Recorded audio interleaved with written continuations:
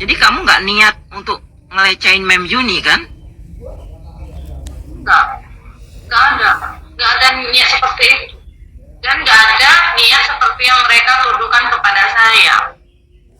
Dan saya juga di sana ya ingin bekerja, tahu posisi saya di sana seperti apa, tujuan saya. Mereka kan ada juga yang ngomong kalau kamu itu di sana itu nggak nurut, maksudnya nggak nurut, dinasihati nggak nurut gitu sama teman-teman kamu di boarding. Enggak seperti itu. Intinya kamu masalahnya cuman kamu pulang ya menurut mereka kemalaman gitu, katanya jam 10 lebih, jam 10-an ya. Enggak jam 10, Kak. Enggak sampai jam 10, jam 9 lebih di sana berapa menit. Dan kamu sebenarnya dari keputusan Mem Yuni sebenarnya apa yang kamu harap sebenarnya? Ya, saya berharap ini itu tidak pernah memulangkan saya begitu. Anggap saja itu pelajaran buat saya di sana, dan supaya saya tidak mengulanginya kembali. Dan tindak kelalaian saya, tidak kurang tahuan saya di negara orang. Saya minta maaf. Di boarding itu saya dituduhkan jalan sama laki-laki. Iya, terus? Ya, makanya saya bawa bibi saya, keluarga saya, antar saya ke boarding, biar mereka juga tahu saya pulangnya sama siapa. Itu loh, Kak. Jadi nggak menimbulkan fitnah nanti katanya saya pulang sama laki-laki. Halo, assalamualaikum warahmatullahi wabarakatuh. Selamat datang kembali di Haryana Official. Kawan-kawan semuanya, gimana kabarnya nih hari? Semoga kawan-kawan semuanya sehat selalu di perantauan, amin. Semoga kawan-kawan semuanya terhindar dari mara bahaya, dan semoga kawan-kawan semuanya dijauhkan dari mara bahaya. Matur suwun bagi kawan yang sudah mensupport channel ini. Pokoknya dari dulu sampai saat ini apapun yang channel ini bahas, terima kasih yang udah nonton. Nah, kali ini kita bakal membahas kedua kalinya tentang masalah yang sedang lagi viral kan kawan. Jadi silakan disimak kan kawan. Terserah sampean mau pro kontra neng kene, mendukung atau enggaknya apa yang aku bahas. Bahkan jika kawan-kawan pun mengatakan bahwa memanfaatkan peluang dari kasus yang ada, mencari cuan dari kasus yang ada, silakan, tidak apa-apa.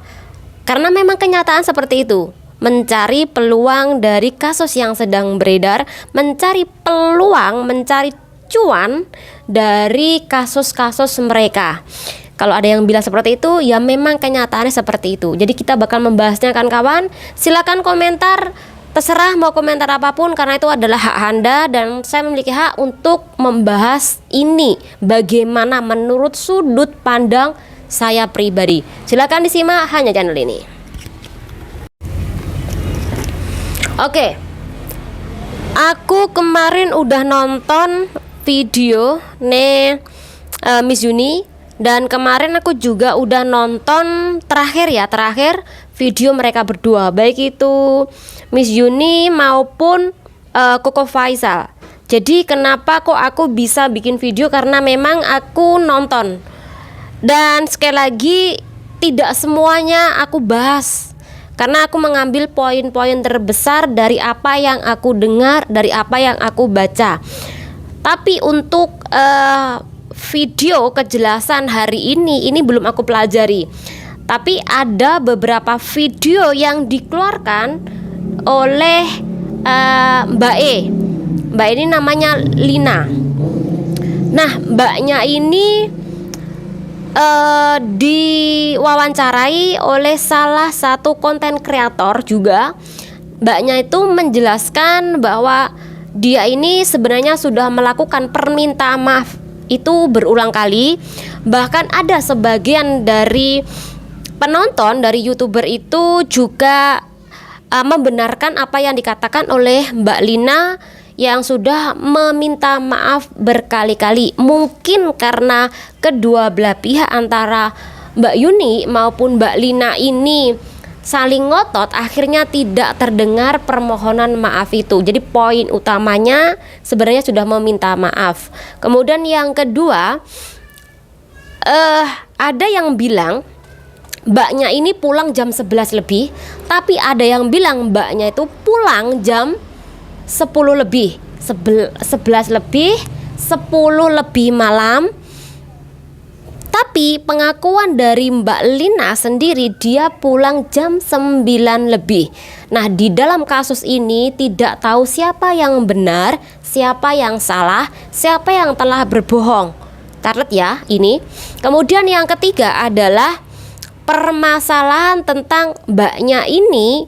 Ada yang bilang berseliweran ya di kolom komentar, kalau mbaknya ini diantar oleh laki-laki dan keluar dengan laki-laki. Tapi pernyataan Mbak E bukan keluar dengan laki-laki. Ralat ya bagi kawan apabila yang menemukan komentar seperti itu. Jangan jahat. Kalau memang mbaknya itu tidak keluar dengan laki-laki, jangan sampai Anda menyebar fitnah Mbak ini keluar dengan laki-laki.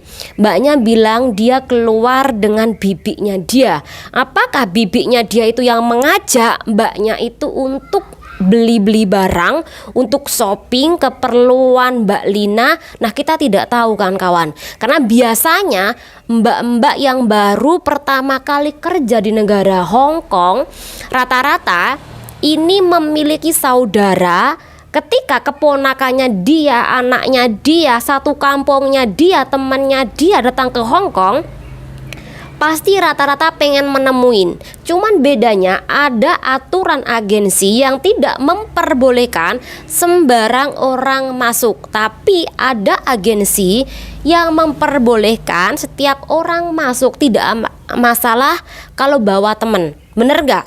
Jadi memang di dalam kasus ini agensi dari Miss Yuni itu tidak memperbolehkan orang luar masuk, dan mbaknya ini tidak tahu aturan tersebut. Kemudian mbaknya ini mungkin diajak oleh tantenya dia untuk keluar, bahkan nggak apa-apa lah masuk, kan Tante Yuni kan baik, Tante Yuni kan pegiat PMI. Mungkin karena ada omongan seperti itu jadi anggap aja biasa. Ternyata ini menjadi bumerang bagi si Mbak Lina sendiri, karena akhirnya dia dipulangkan perkara tadi. Jadi banyak hal yang bisa kita tanyakan kepada Mbak Lina. Apakah Mbak Lina itu memang diajak atau memang atas inisiatif dia sendiri untuk keluar? Kita tidak tahu kan kawan, karena rata-rata banyak sekali mbak-mbak yang keluar selain untuk beli keperluan dia sendiri. Mereka ini memang ketemu sama saudara, adik, anak, ataupun tetangga, ataupun keponakan yang sudah lama kerja di negara Hong Kong. Tetapi mereka masih memiliki pengetahuan kalau keluar ini bilang. Mungkin mbaknya siapa tahu bilang sama mbak-mbak yang di building. Nah, ini juga yang pengen aku tanyakan, apakah dia takon sama mereka di building atau blas sama sekali tidak tanya. Mungkin dalam kasus ini banyak mbak-mbak yang nggak peduli. Tetap yang salah adalah Mbak Lina. Oke, terserah Anda. Memang setiap orang itu memiliki pemikiran yang berbeda-beda kan kawan, dan itu wajar ya ketika kawan ada pro dan kontra. Tapi saya cuman menjelaskan, saya tidak tahu siapa yang awalnya ini membuat geger kasus ini. Apakah memang ada salah satu anak building ini yang membuat pernyataan tidak sesuai fakta di lapangan sehingga membuat Mbak Yuni akhirnya geram? Kan bisa saja terjadi, karena biasanya dari dulu orang yang sudah menjadi penguasa suatu building atau orang yang sudah lama di situ biasanya sok-sokan. Apakah di dalam kasus seperti ini ada sehingga terjadilah bentrokan yang besar seperti ini? Kemudian permasalahan dengan bahasa Mandarin. Mbak E kan memang biasanya ngomong pakai bahasa Mandarin. Nah, waktu di sana dia itu terbiasa ngomong sama Koko pakai bahasa Mandarin.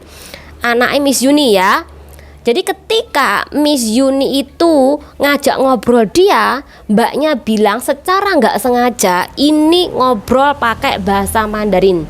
Jadi memang karena terbiasa ngomong, jadi akhirnya dia itu ikut-ikut ketika diajak ngobrol sama Miss Yuni, nah dia tuh dengan secara tidak sengaja menjawab pakai bahasa Mandarin. Mungkin Mbak E mengira Miss Yuni bisa, ya. Jadi kedepankan positive thinking dulu sebelum kasus ini benar-benar selesai. Yang terakhir, menurut pandangan saya, untuk kasus masalah 24 juta itu tidak ada sangkut pautnya dengan Miss Yuni. Karena 24 juta ini untuk PT, dipakai untuk PT. Kalau untuk urusan proses dari CC, Miss Yuni itu mengambil keuntungan dari majikan, ya, bukan dari 24 juta itu. Jadi kalau sampean menuntut 24 juta kepada Miss Yuni itu salah. Bukan dimakan oleh Miss Yuni kan kawan, ya. Ini yang harus kawan-kawan pahami. Karena kalau sampai Anda menuntut ke Miss Yuni itu salah, karena bukan Miss Yuni yang memakan 24 juta, kecuali kalau PT itu mau mengembalikan separuh. Karena di dalam kasus ini mbaknya kan nggak salah nih 100%, karena dia yang dipulangkan.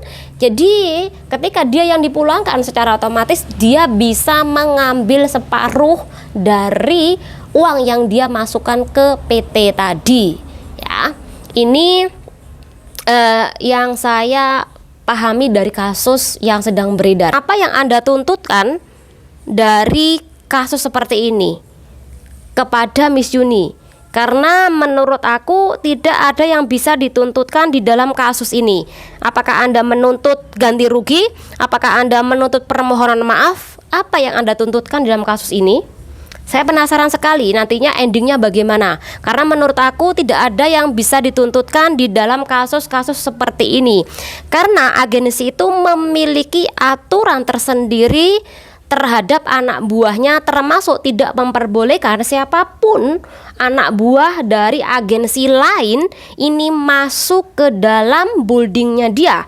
Ini hal yang wajar, ya, jika agensi itu ketat sekali dan dia takut kalau sampai terjadi apa-apa pada anak buahnya kalau sampai memasukkan dari agensi lain.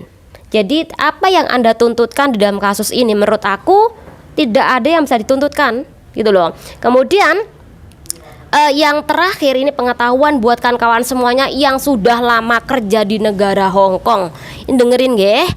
Terserah sampean ini menerima apa enggaknya. Cuman saya mau menekankan pada mbak-mbak semuanya bahwa aturan bagi anak buah yang keluar dari building untuk beli sesuatu, mungkin untuk belanja, untuk shopping, itu tidak masalah di dalam undang-undang ketenagakerjaan atau undang-undang Hong Kong. Tidak ada masalah. Jadi mbaknya itu tidak melanggar peraturan di negara Hong Kong, tetapi mbaknya itu hanya melanggar aturan yang dijalankan oleh agensi. Jadi aturan dari agensi itu tidak berdasarkan hukum, ya. Paham gak mbak? Ini yang banyak sekali mbak-mbak berseliweran. Oh ini loh aturan di Hongkong gini. Bukan aturan di Hongkong, tetapi aturan di agensi masing-masing itu beda. Kalau ada agensi tidak memperbolehkan anak buahnya untuk keluar di jam tertentu dan harus minta izin dulu, itu sah-sah saja. Tetapi tidak ada aturan di dalam undang-undang negara Hong Kong untuk PRT asing. Tidak ada kan kawan.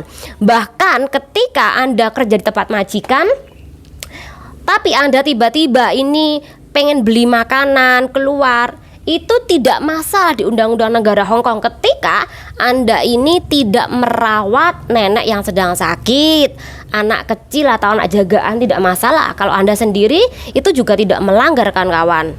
Cuman aturan dari majikan itu tidak memperbolehkan. Itu urusannya sama majikan, urusannya sama agensi. Semoga dengan adanya penjelasan ini mbak-mbak paham bedakan antara aturan dari agensi maupun dari pemerintah Hong Kong.